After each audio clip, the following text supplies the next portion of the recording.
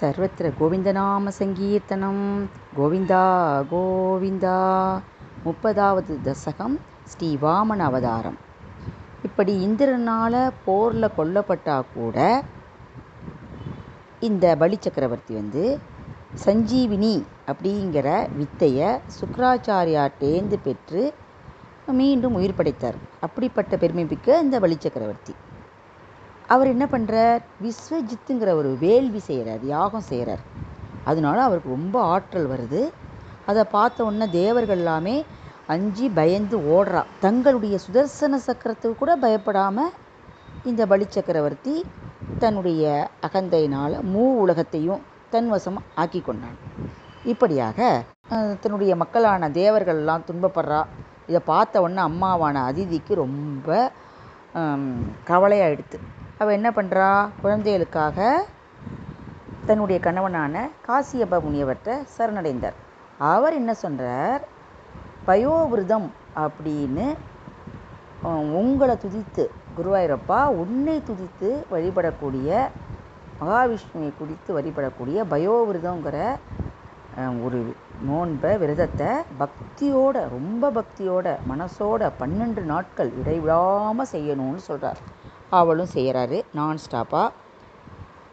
அப்போ நீங்கள் அதிதிக்கு 4 கரத்தோட ஒரு நீலமேக வண்ணனாக காட்சி கொடுத்ததோடு மட்டுமல்லாமல் அதிதிகிட்ட சொல்கிறேன், யார்கிட்டையும் சொல்லாதீங்கோ, உங்களுடைய மகனாக நான் பிறக்க போகிறேன், இந்த ரகசியத்தை நீங்கள் மட்டும்தான் வச்சுக்கணும்னு சொல்லிட்டு அப்படியே சொல்லிட்டு மறைஞ்சிடுறேன். அதுக்கப்புறம் காசியபருடைய தவத்தினால அப்படியே தவத்தினுடைய வலிமையினால் வீரியம் எழுந்து அதன் மூலமாக அதிதியோட வயசில் கர்ப்பமடைந்தார். எல்லாம் பிரம்மதேவர் அப்படியே தங்களுக்காக துதிக்கிறார். திருநாராயணனுக்குரிய சங்கு சக்கரத்தோட தெய்வத்தன்மை பொருந்திய உருவத்தோட தங்களை அதிதி தேவியானவள் வளர்பிறை துவாதசியில் திருவோண நட்சத்திரத்தில் பெற்றெடுக்கிறா.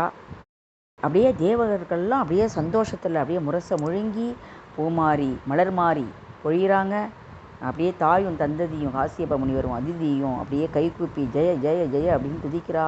அந்த நொடியே நீங்கள் என்ன பண்ணுறேன், பிரம்மச்சாரி ரூபத்தை எடுத்துடுறேன்.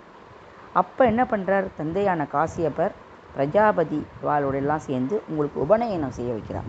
சமிதாதானம் அப்படிங்கிற அந்த அக்னி காரியத்தெல்லாம் செஞ்சு முடித்து இந்த பலி சக்கரவர்த்தி அஸ்வமேத யாகம் செய்கிற இடத்துக்கு அப்படியே ஒரு பிரம்மச்சாரியாக நீங்கள் அங்கே போயின்னு இருக்கீங்க. அப்படி போகும்பொழுது, அதாவது பின்னாடி நீங்கள் ஒரு விஸ்வரூப தரிசனம் எடுக்க போகிறீர், இந்த பூமியே அளவுக்கு தாங்குமான்னு ஒரு ஒத்திகை பார்க்குறீர். ஒரு பேருருவு இருக்கிறதுக்கு ஒரு முன்னாடியே தன்னை பூமி அப்படியே நின்று அசையுதான்னு இப்படி பார்த்துக்கிறேன். ஒரு ஒத்திகைன்னு வச்சுக்கோங்களேன். பகைவர்களுடைய கொடுமையாகி அந்த மறைக்கிறதுக்காக கையில் கொடை எடுத்துக்கிறேன். அசுரர்களை தண்டிப்பதற்காக பலாச தண்டம். இந்த பலாச தண்டங்கிறது அந்த பூனல் போதெல்லாம் கையில் வச்சுப்பா. பலாமரத்தினுடைய கம்புன்னு வச்சுக்கோங்களேன், பலாச தண்டம்னு சொல்லுவாள். காரணம், பலாமரம் நிறைய கிரகிச்சுக்குமா, வேதங்களெல்லாம் உட்கொள்ளுமா, உள்வாக்கிங்குமா. அதனால தான் இந்த பலாச தண்டம். அதுக்கப்புறமா அதை பிரம்மச்சாரிகிட்ட கையில் வச்சுக்கிறது, வேதத்தை கேட்கும், புரிஞ்சுக்கும், உபநயத்தில் ஒழுக்கமாக வச்சுக்கும். இதுக்காக அவர் என்ன பண்ணுறார், பலாச தண்டத்தை கையில் எடுத்துகிட்டு போகிறார். நர்மதை நதியில் வடக்கரையில் அஸ்வமேத யாகத்தை மகாபலி சக்கரவர்த்தி நடத்தின்னு இருக்கார். இதை பார்த்த உடனே அப்படியே ஒரு ஒளி வருது. நீங்கள் போகும்போதே சுக்கராச்சாரியார்லாம், இவர் யார் கேட்குறார். சூரியனா, அக்னி பகவானா, சனந்தகுமாரரா, யாராக இருப்பார் அப்படின்னு அவளுக்கெல்லாம் ஒரே சந்தேகம். உங்களுடைய ஒளியை பார்த்த உடனே சுக்கராச்சாரியார் இதெல்லாம் அப்படியே நேராக உங்கள்கிட்ட அசுரகுல சக்கரவர்த்தியான மகாபலி சக்கரவர்த்தி அப்படியே காலில் உங்களுடைய பாதத்தை நீரால் தூய்மைப்படுத்தி, அந்த தூய்மைக்கு தூய்மை செய்யக்கூடிய ஸ்ரீபாத தீர்த்தோன்னு பேர். அதாவது ஸ்ரீ யார், மகாவிஷ்ணுவான உன்னுடைய பாதத்தில் அவர்கள் அலம்பிய அந்த நீரானது தூய்மைக்கு தூய்மைப்படுத்தக்கூடிய, அதை தலையில் தீர்த்து அப்படியே தெளிச்சுக்கிறார் மகாபலி சக்கரவர்த்தி. இது ரொம்ப ரொம்ப ரொம்ப தூய்மையானது. அதனால தான் அசுரனாக இருந்தால் கூட மகாபலி சக்கரவர்த்தி இப்படி ஸ்ரீபாத தீர்த்தத்தை தலையில் வச்சிருந்ததுனால சிவபெருமானே அவரை தலையில் வச்சு கொண்டாடக்கூடியது. அப்படிப்பட்ட எதுக்கு இந்த ஸ்ரீபாத தீர்த்தம் உனக்கு எப்படி கிடச்சிது? நீ பிரகலாதன் குலத்தில் பிறந்ததுனாலையா, நிறைய வேள்விகள்லாம் செஞ்சதுனாலையா, அந்தணர்கள் பிராமணால்கிட்ட கொண்ட பக்தினாலா எனக்கு தெரியல. பிரபுவான குருவாயூரப்பா என்னை காத்தருள வேண்டும்னு சொல்லி இந்த 30வது தசகத்தை முடிக்கிறார். 31வது தசகம் ஸ்ரீ வாமன சரிதம், பலியினுடைய செருக்கை அழித்தல். எவராலையும் வெல்ல முடியாத குருவாயூரப்பா தங்களுடைய மேனி ஒளியை பார்த்து பக்தி கொண்ட மகாபலி அனைத்து விதத்திலையும் உங்களை வழிபட எண்ணி 2 கையையும் கூப்பி அந்தன சிறுவனாக நிற்கக்கூடிய உங்கள் முன்னாடி வரார்.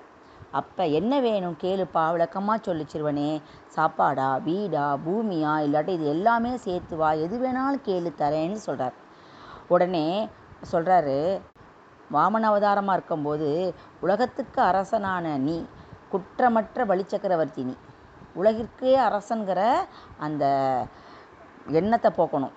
கருணை கடலான நீங்கள் அசுரகுலத்தை எல்லாம் புகழ்ந்து 3 அடி மண்ணு கேட்டிங்களாமே, எல்லாத்தையும் கொடுன்னு கேட்டால் மற்ற வாழ்க்கை யாருக்கு தான் சிரிப்பு வராது அப்படின்னு சொல்கிறார் பட்டத்திரி.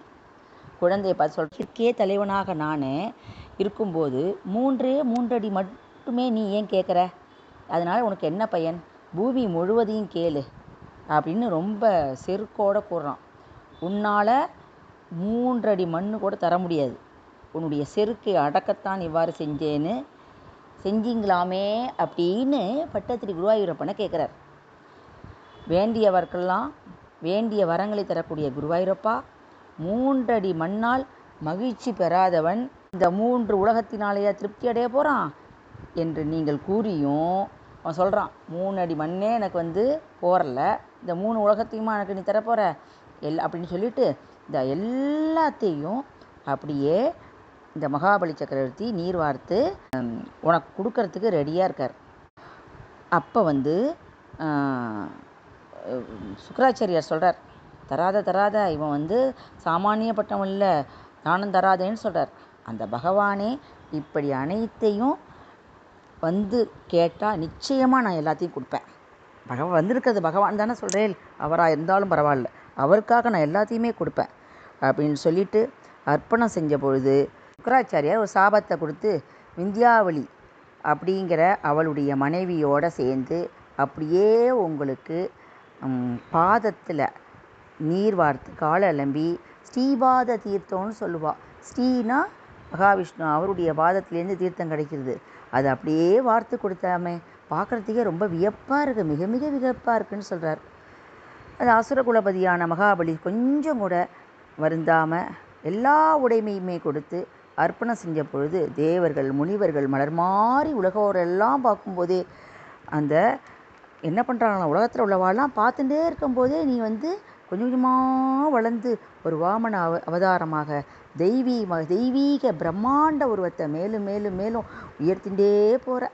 பிரம்மா என்ன பண்ணுறார், சத்தியலோகத்தில் உன்னுடைய திருவடியில் நீரால் அபிஷேகம் பண்ணின்னு இருக்கார். அப்போ தான் என்னது ஆகாச கங்கை அங்கே உருவாருது, உலகம் பூரா தெளித்து தூய்மையானது. அப்போ ஜாம்பவான் இதை ரொம்ப கொண்டாடுறார். இந்த ஜாம்பவான் யார்? ராமாவதாரத்தில் இருக்கிறவர் தான். இவர் வாமன அவதாரத்துலேயும் இருக்கார், ராமாவதாரத்துலேயும் இருக்கார், கிருஷ்ணாவதாரத்துலேயும் இருக்கார். மகாபலி இப்படி நடந்துருக்கும்போது இந்த மகாபலியோடைய அனுமதி இல்லாமலேயே அசுரர்கள்லாம் என்ன பண்ணிட்டா, திருப்பி இந்த மகாவிஷ்ணுவோட சண்டை போடும்போது தோல்வி தான் வருது. அவர் சொல்கிறார், மகாபலி சக்கரவர்த்தி இத்தனை நன்மைகளும் நமக்கு கொடுத்தது பகவான், அவர் இன்னைக்கு போரில் நமக்கு முன்னாடி இருக்கார், அவருக்கு முன்னாடியே நம்ம போய் சண்டை போட போகிறோம், இதெல்லாம் நிப்பாட்டுங்கன்னு சொன்ன உடனே அசுரர்கள்லாம் பாதாள லோகம் போயிட்டாலாம். அப்படியே பலியை தன்னுடைய இதால் கட்டுறார். 3வது அடி காட்டுன்னு நீயா உலக நாயகன்னு கேட்டீங்களாமே, உடனே அந்த மகாபலி சக்கரவர்த்தி சொன்னானாமே, பயமே இல்லாமல் சொன்னானாமே உங்களை பார்த்து, என்னோடய தலைமையில் வையின்னு. அந்த நேரம் பார்த்து பிரகலாதன் ஓடி வந்துட்டானாமே, அதாவது தங்களை துதித்து பாடினானாமே. இதெல்லாம் எப்படின்னா, அதாவது இந்த உலகமுமே உன்னுடைய காலால் வைக்க போகாது, பக்தனுடைய தலை போருமா? போதும். அதாவது பக்தனுடைய அன்பினுடைய வடிவத்தில் உள்ள இத்திரூண்டு தலையே பகவானுடைய திருவடியினுடைய பக்தியினுடைய சிறப்பு அதுதான் போதும் என்று இந்த இடத்துல பட்டத்திரி மிக தெளிவாக சொல்லிட்டு இருக்காருங்க. அப்படிப்பட்ட இந்த மகாபலி சக்கரவர்த்தியினுடைய செருக்கை அழித்து அதற்காகவே நீ ஒரு அவதாரம் எடுத்த. உன்னுடைய நல்ல செயல்களை எல்லாம், அதாவது மகாபலி சக்கரவர்த்தியை சொல்கிறார், நீ நிறைய நல்லது பண்ணியிருக்க, உன்கிட்ட இருக்கக்கூடிய இந்த அகந்தை செருக்குனால நீ என்ன பண்ணுற, அதனால தான் உனக்காக உனக்கு ஒரு அவதாரம் எடுத்தேன்னு சொல்லிட்டு சொர்க்கத்துக்கு மேலே இருக்கிற சீதளங்கிற ஒரு இடத்துல ஒரு 4வது நிலையை அவருக்கு கொடுக்குறார். அதாவது சொர்க்கத்துக்கு மேலே இருக்கக்கூடிய 4வது படிநிலையை அவனுக்கு கொடுக்குறார். இந்த பதவியில் சாயுஜ்ய முக்தின்னு சொல்லுவாள். அப்படிப்பட்ட ஒரு முக்தியை கொடுத்து, அதாவது அதுனா என்ன அர்த்தம்னா, சாயுஜ்ய முக்தினா நம்ம உடம்பு போயிடும், ஆன்மா இருக்கும் பற்றியெல்லாம், அந்த ஆன்மா இறைவனோடு சேரக்கூடிய முக்தி. அப்படிப்பட்ட முக்தியை மகாபலிக்கு சக்கரவர்த்திக்கு பெருமாள் கொடுத்துருக்காராம். அதை இப்போ பாதி வேள்வி பண்ணிட்டு இருக்கும்பொழுது தானே அந்தன சிறுவனாக இங்கே வந்தார் பெருமாள். அப்போ மகாபலி சக்கரவர்த்தி பாதியில் நின்று அந்த யாகத்தை வேள்வியை அந்தணர்கள் மூலமாக முடித்தீரே குருவாயூரப்பா, அப்படிப்பட்ட நீர் எனக்கு அந்த நோயையும் போக்கணும்னு சொல்லிட்டு முடிக்கிறார். 32வது தசகம் மத்ஸ்யாவதாரம். இந்த முன்னாடி ஒரு காலத்தில், அதாவது 6வது மன்வந்தரம் அப்படின்னு சொல்கிறா ஒரு கணக்கு, அதில் திடீர்னு ஒரு நாள் பிரளயம் வந்துடுது. அப்படியே பூமியை சுனாமின்னு சொல்கிறோம் பார்த்தியெல்லாம், அது மாதிரி பிரளயம் வந்துடுது. அந்த நேரத்தில் பிரம்மதேவர் ரொம்ப தூக்கத்தில் இருக்கார். அவரோட முகத்திலேருந்து ஹயக்ரீவன்கிற ஒரு பேர் அசுரன் என்ன பண்ணிட்டான், வேதங்களை எல்லாம் கவர்ந்துன்னு போயிட்டான். அதனால குருவாயூரப்பா நீங்கள் என்ன பண்ணிட்டேன், மீன் வடிவத்தில் தோன்ற விரும்பினீர்கள் அல்லவா அப்படின்னு கேட்குறாரு பட்டத்திரி. இங்கே இப்போ சொல்ல ஆரம்பிக்கிறார் ஒன்று ஒன்றா. தமிழக மன்னனான சத்தியவிரதன்கிறவர் ஆற்று நீரில் தர்ப்பணம் செஞ்சுட்டு இருக்கிற போது அப்படியே கையை கூப்பி தண்ணியை கீழே விடும்போது பளபளப்பான ஒரு வடிவத்தில் ஒரு மீன் குஞ்சு அப்படியே வருது. மீன் குஞ்சா நீங்கள் தோண்டினீர் அப்படின்னு சொல்கிறாருங்க. ராஜரிஷியான அவர் உங்களை அப்படியே நீரில் அப்படியே விடுறார். ஆனால் நீங்கள் பயந்து அவருடைய பாத்திரத்திலேயே அப்படியே வந்தீங்கல்ல பிரபோ அப்படின்னு கேட்குறார். சில நாட்கள் அந்த நீர் பாத்திரத்திலேயே இருந்தோடனே அந்த பாத்திரம் பெருசாகுது. உடனே அதுக்கப்புறம் கிணத்துல வளர்க்குறா, குளத்தில், ஏரியில் இப்படி மாற்றி எங்கேயுமே விழுந்தே இருந்தீங்க. பின்னாடி தங்களுடைய கட்டளைப்படி அந்த ராஜரிஷி என்ன பண்ணுறார், அவருடைய யோக வலிமையினால் கடலுக்கு கொண்டு சேர்க்க போகிறார். அப்போ பிரளயத்தை பார்க்கணுன்னு அவர்கிட்ட சொன்ன உடனே இது 7 நாள் பொறுத்துக்கோன்னு சொல்கிறார். அப்படியே மறைஞ்சிட்டார். அந்த குறித்த நாளும் 7 நாள் வருது. ரொம்ப மழை கொட்டுன்னு கொட்டுருது. கொட்டின உடனே அந்த ராஜரிஷி சப்தரிஷியோட அந்த பிரளய நீரில் அப்படியே தவிச்சுன்னு இருக்கான். தவிச்சுன்னு என்ன பண்ணுறார், உங்களையே சரணடைஞ்சிட்டார். அப்போ நீங்கள் உங்களுடைய கட்டளைப்படி பூமாதேவி என்ன பண்ணுறது, ஒரு தோணி உருவில் அங்கே அதில் இந்த சப்தரிஷியையும் ராஜரிஷி இருக்கார்ல அந்த அரசன் அவளையும் அப்படியே கூட்டிண்டு வருது. ஆனால் தோணி என்னது ஆடுறது.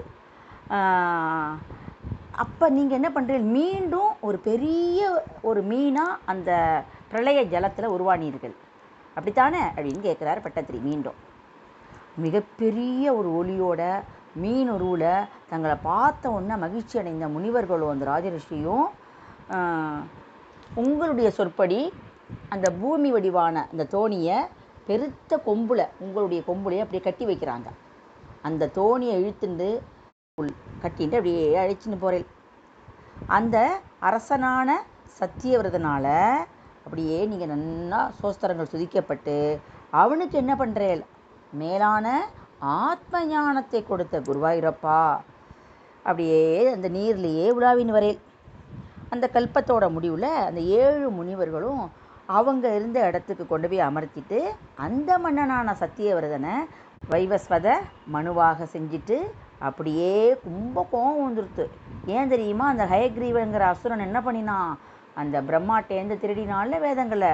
அதனால் குருவாயூரப்பா உங்களுடைய கும்புனால் மீண்டும் அவனுடைய மார்பை கிழிச்சி அவனை கீழே தள்ளிட்டு வேதங்களெல்லாம் அவன்கிட்டேந்து கைப்பற்றி அப்படியே பிரம்மாவோட மனம் மகிழ அளவுக்கு அவன்கிட்டே கொடுத்துட்டேன், பிரம்மாட்ட கொடுத்துட்டேன்.